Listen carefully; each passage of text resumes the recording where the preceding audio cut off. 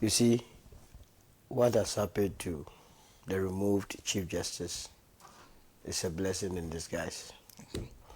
She has no business being the Chief Justice in the first place. She misconducted herself.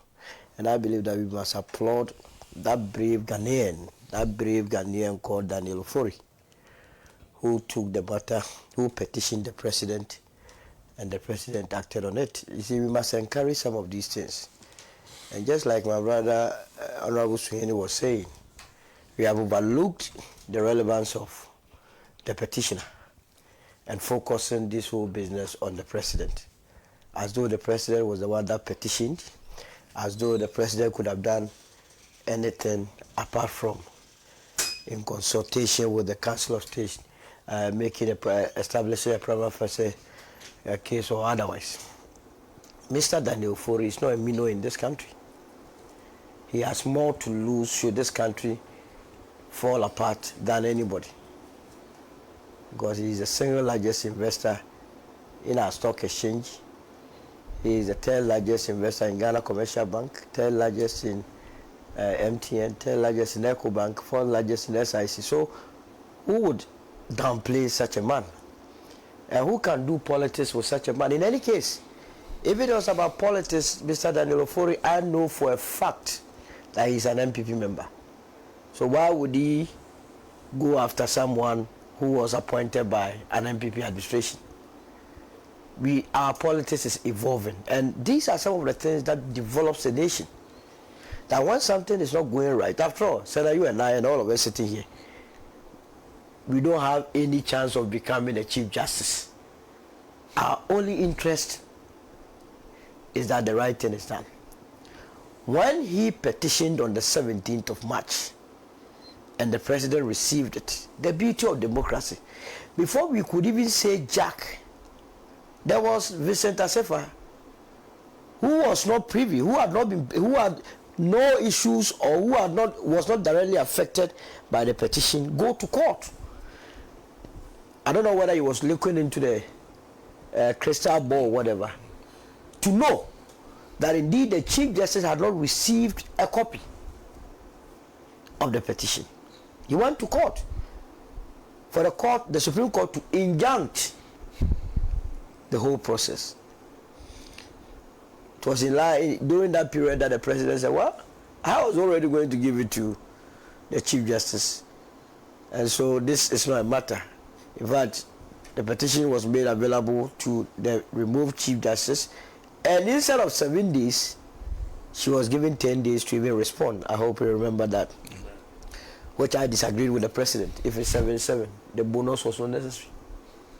7-7. But the president said 10. Beyond that, the response, together with the petition, were submitted to the Council of State for a determination of a prima facie, which was done. These are all constitutional matters.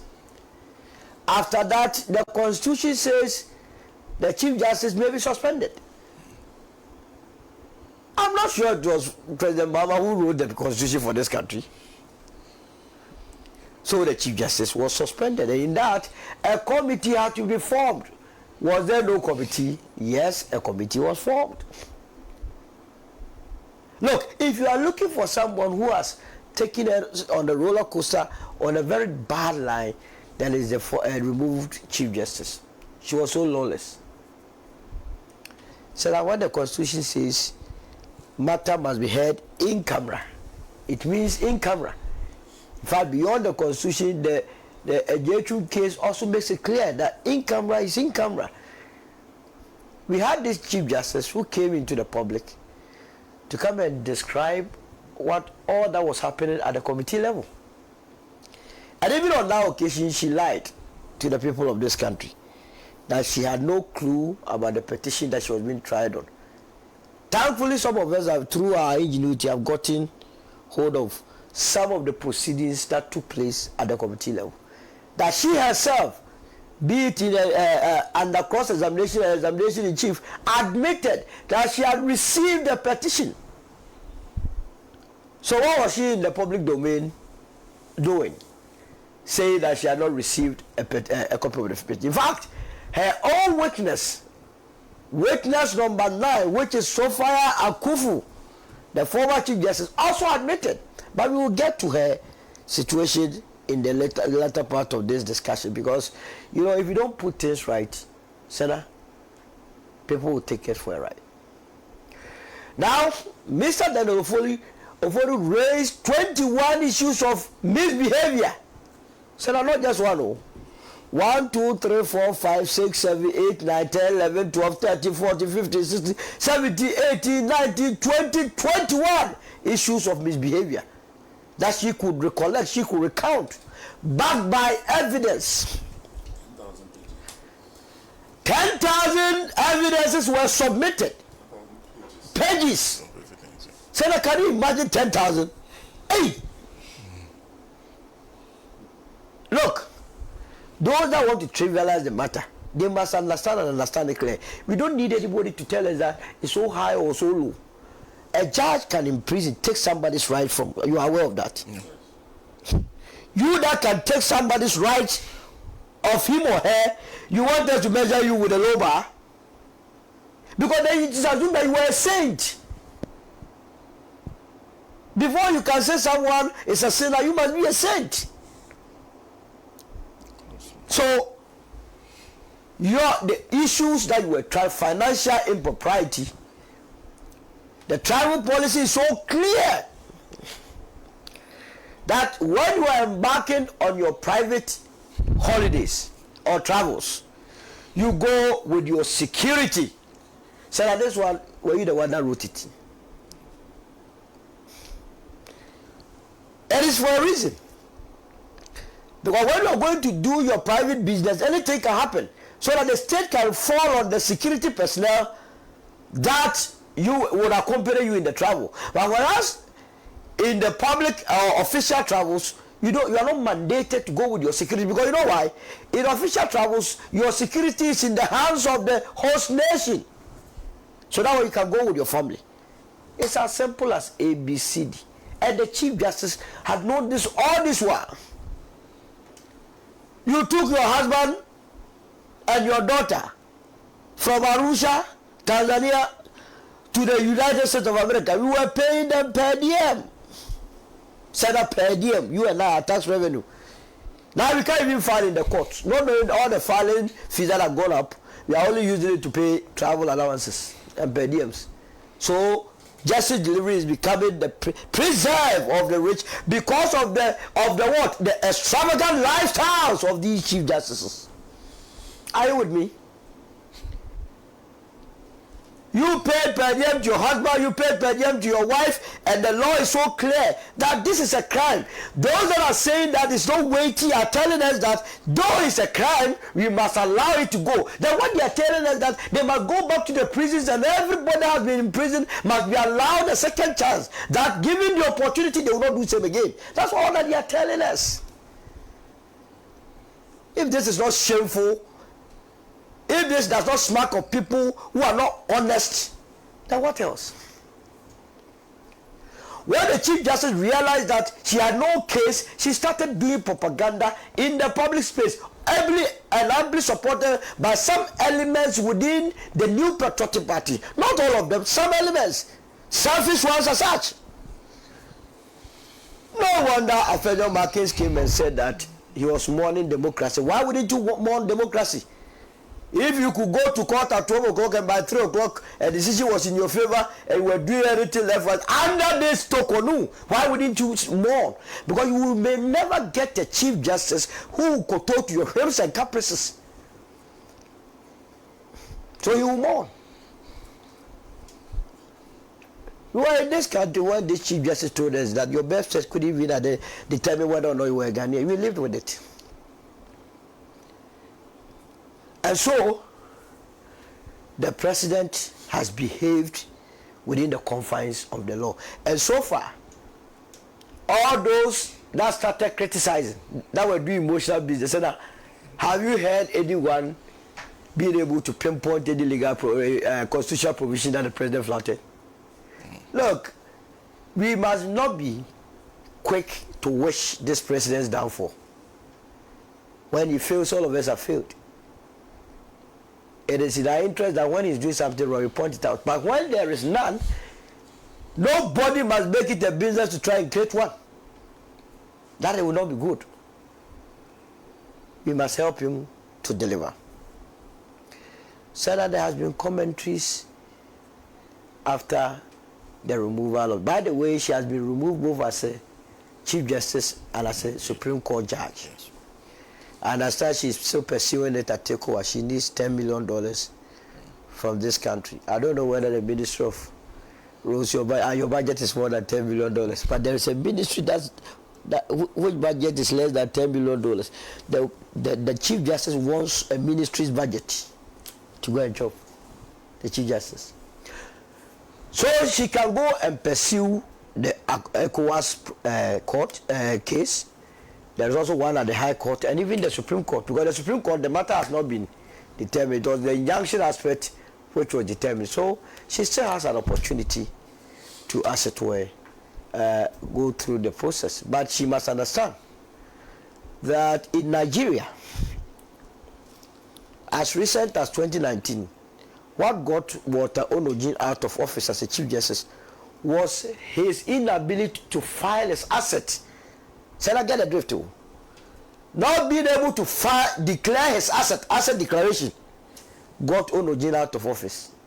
Because you see, when you are Chief Justice, that is what you must be sacrosanct. This thing happens, the people of this country are happy that the laws of the land are working. The next moment you hear is Madam Sophia Akuffo invite the media and do a one-on-one. That was Ghana's day of shame. This country is so liberal. So I am very shocked that she's still at position. She's still at post. I can't come to terms as to why she is still a member of the Council of State. So has it crossed your mind that the establishment of the prima facie case was done by the president in consultation with what? Council of State. Is Sophia Akuffo not a member of the Council of State? Was she not part of the consultation? In fact, I managed to get her testimony before the committee, and when you read it, Sarah, you wonder why the woman did what she did a day after the whole the removal process. First of all, she admits, in fact, she admits before the committee that when you go to the Council of State, she is in charge of the constitutional, the legal, and the petitions committee. So every petition that goes to the Council of State, it goes to her first. And the cross-examination, the petitions lawyer asks her whether she received it. She said, yes. Were you consulted by the president? She said, the president consulted me. So I was in the know. She was even asked, was the petition handed over or sent to the respondent or the Chief Justice? She said, yes. So how can you be the head of the legal, constitutional, and petitions body of the Council of State, clothed with all this information, and still do what you did? Hey! Now she was asked, in the case of Charlotte, say she single-handedly made that determination, I would be, that she had a case to answer. She was asked whether she used Article 146. She said yes.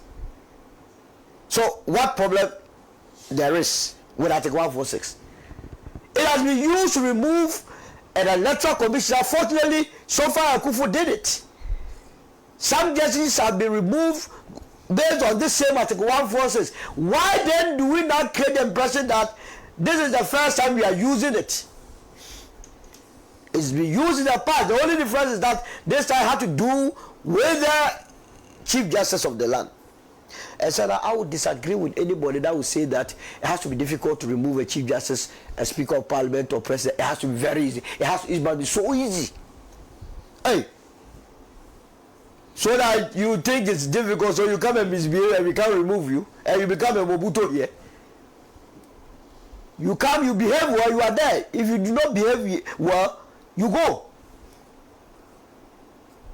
So the former Chief Justice Sophia Akuffo was not being truthful to the people of this country with her outburst in that interview, because she had known, or we were told that the voting pattern at the Council of State was 30-0 or 1. I would say even 0. One abstained. No, 30 and one abstained. We don't even know for a fact whether she was the one that abstained. If she was the one that abstained, it even makes the matter worse. Because it's either blue or green or white. You cannot be in the middle and get a person that is purple, is this, is that. No. If she really believed that there was no case to answer, she should have woman up and then say that I am voting against it. You abstain. Abstain means you either agree or disagree. That was a coward position. And after all these things, you come back and tell us that I am being honest. What is honesty about? Who made a minister for honest in this country? Honesty. Who has given her that title? If you want to play your role in terms of solidarity, fair deal. Affirmative action. Women in politics, that's fine. Or boyism, being a gay, that's fine. She's coming to occupy your position, that's fine. Or she was occupying your position, that's fine. But don't try to twist. But what the woman did beyond the financial impropriety. Look, in the Jackie matter, an innocent soul, Francis Baden, an innocent soul, just a deputy ICT director who had no clue about what was happening. You accused him wrongly that he had tampered with evidence. You brought in, when someone tampers with evidence, the Court Act has a way of dealing with that person. You ignored that. You brought in the national security, including the National Signals Bureau, to investigate the matter. After that, you set up a committee. When the committee went into the matter and realized that the man had done nothing wrong, they recommended that you reinstate Francis Baden as a deputy ICT director. This woman wouldn't do. She just transferred the gentleman to Tamale to be in charge of court processes and his servants for Northeast, Savannah, Upper. The man, they had no clue about court processes. You did that to that gentleman. Fosuji about the lawyer, how he has suffered in the hands of Tokonu. What about the judges that she was transferred by heart with no reasons? A judge could be on the matter midway. So no, you have to take you off. All these things have happened in this country. If former President Akuffo had taken the petition of Kwaku Azar serious, we wouldn't have even got it to this stage, because Professor Azar was so clear, was so spot on, that as a Chief Justice, you cannot single-handedly, together with the President, nominate for us justices of the Supreme Court. You have to do that in consultation with the Judicial Council. She did it in this country. But President Akuffo saw nothing wrong together with the Council of State then. But Ghanaians lived with it. President Akufo's problem was that Professor Kwaku Azar, before the petition got, President Akuffo had leaked it. So he was flipping through all the laws of the land to even see where he can nail Professor Kwaku Azar and throw him in any of the jails that he could find. That was where his appetite was. And not the government of the issues that have been raised by Professor Kwaku Azar. Let's be truthful to ourselves. And people are saying that our judiciary has been working. Hey! Judiciary has been working. So for me, to go down, we have a time with destiny. This decision, the unborn generation, we will be gone, and they will come and read it, and they will know where the truth stands. I believe the president has to be commended. I believe that the next Chief Justice must take a cue that nobody would allow such things to happen. And now when you come to the office, you must behave and behave according to the provisions of the law. And all those that are making commentaries thinking that they can play on the emotional keyboards, Ghanaians have moved beyond emotional keyboards. Ghanaians are now looking for development, what will strengthen our judiciary. And the judges in there who have been taking us for a ride, they must know that if the Chief Justice could be petitioned and will be gone, their time is also will be up very soon. I'll end it here.